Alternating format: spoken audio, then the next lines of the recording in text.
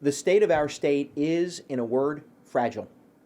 This stands in stark contrast to most other states in America. Somehow, despite the gross dysfunction in Washington, our nation and the vast majority of its states are enjoying strong economic growth. The combination of reduced federal taxes and regulatory relief has made businesses more optimistic about their future, spurring investment and hiring, making our national economy hum. Wall Street, New York's Wall Street, the financial capital of the world, has soared to new heights. Yet New York is lagging behind, squandering a strong economy with fiscal recklessness, political fecklessness, and endemic corruption. Instead of growth and prosperity in New York, we face a whopping $6 billion budget deficit. We feel the crushing burden of the highest taxes in America, contributing to our dubious distinction as one of the most expensive places to raise a family, to do business, and to retire. As a result, we lead the nation in outmigration, losing more New Yorkers to other states than any state in America. And it's not only the top earners and retirees fleeing New York for no-tax havens like Florida. It's families and young people leaving for burgeoning cities and high-paying jobs in Texas and North Carolina. It's the corporations relocating to seek a lower cost of living for their workers, escaping to cities like Columbus, Ohio, and Nashville, Tennessee. And it's not only the high taxes pushing New Yorkers to seek greener pastures, but also what government fails to deliver with those taxes. Our infrastructure, our highways, subways, bridges, and airports are crumbling. Affordable housing remains elusive to those seeking to purchase their first home. Our education system continues to fail our students, handcuffing teachers and overtaxing residents while delivering middling results despite record levels of investment. A lack of accountability, transparency, practical problem solving, and endemic corruption has infected our state government. Yet, what is more disconcerting is the growing hostility to both moderation and to finding common ground. While every day our freedoms, both large and small, are diminished a little more by a government that believes in substituting programs and mandates for individual responsibility and opportunity. My home county, Dutchess County, where upstate meets downstate, the end of the MTA service area and the heart of the Hudson River Valley, is also the birthplace to our 32nd president and former New York governor, Franklin Roosevelt. FDR conceived and committed to securing the four essential freedoms: freedom of speech and expression, the freedom to worship, freedom from want, and freedom from fear. Roosevelt believed that all people in all nations of the world shared these essential freedoms. The preservation of these four freedoms are the essential purpose and goals of government: to foster an environment, enact policies, and help create the opportunities that make them possible and available to all, regardless of who you are or where you come from, to whom you pray, who you love, your station of birth, or your ability. As a state, we have lost sight of our purpose and the preservation of those freedoms. Freedom of speech and expression is curbed by a state government and college system that seeks to regulate, penalize, and silence inconvenient voices. Freedom of religion is under attack as the rise of anti-Semitic violence has shaken our communities to the core. Freedom from fear is in retreat as too many elected officials have supported policies and causes that undermine law enforcement and cast crime victims as second-class citizens. And finally, securing the freedom from want is compromised every day by a state government that takes more than it should, taxes more than we can afford, and allows so many to languish without the help they need or hope they seek. It is fair to say that FDR would scarcely recognize the New York we live in today. Today, those four freedoms are under attack in New York, not from without, but from within, by a governing class that has little faith in the average New Yorker. Elected officials who simultaneously bellow their progressive philosophy while forcing their views, their beliefs on every aspect of our lives. Breadwinners and small businesses are suffocating from new tax and fee increases and regulatory mandates that make it more expensive and just plain harder to live and succeed in New York.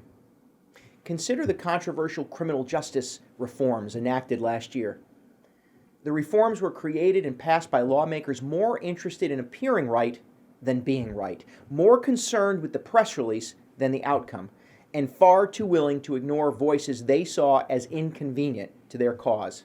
And now, Those who voice practical concerns are met with bad faith attacks on their character and motives.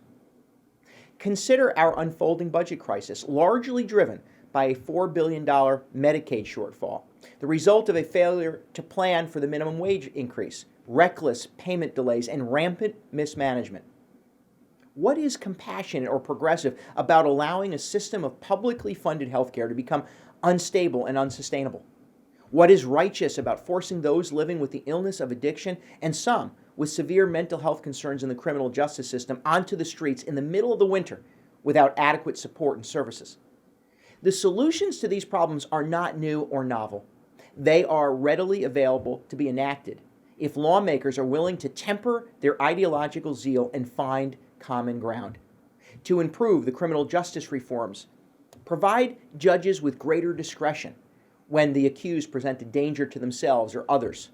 The risk to the safety of the accused and the community must be considered. Support local government as they implement changes through increased funding and training. To close the budget gap, we know more taxes are not the answer. In fact, reducing Healthcare Reform Act insurance taxes that discourage individuals from seeking private coverage by adding billions to premiums would reduce dependence on Medicaid, reducing costs. At this time, it is also necessary to expand and alter the global cap to better control Medicaid spending, fix Medicaid hospital subsidy programs, prohibit any further payment delays, and reform the Medicaid redesign team to find savings. Those in power in Albany are far more concerned with checking the boxes of some self-created progressive checklist, holding self-righteous press conferences, and celebrating the defeat of their political rivals. They are more concerned with creating a government disdainful of those who do not fit neatly into the radical ideology and who eschew partisan pursuit for practical aims. Finally, and most alarmingly, each day in New York, our government abdicates responsibility by substituting programs and mandates for individual responsibility and opportunity. The state of our state is fragile, more fragile than any time since the 1970s. Many have left, others have just given up. And so we are forced to ask, as FDR once famously did, the question really comes down to whether we are going to continue to seek those freedoms or whether we are going to give up. There are plenty of reasons to give up, but so many precious more that require us, all of us, together to say no, to push government to its true purpose and to secure these essential freedoms. We must take back our freedoms from a legislature whose agenda seems intent on minimizing personal responsibility, individual achievement, and equal access to opportunity. An agenda that regards the governing responsibility of protecting taxpayers as a racist taunt. We must take back our freedoms from a government exhausted by time, bereft of ideas, and committed to only one belief: the preservation of its own power. A government too ignorant or too arrogant to see it has squandered the public's trust, dismissed public accountability, and muted democracy. It is clear New York is at a crossroads.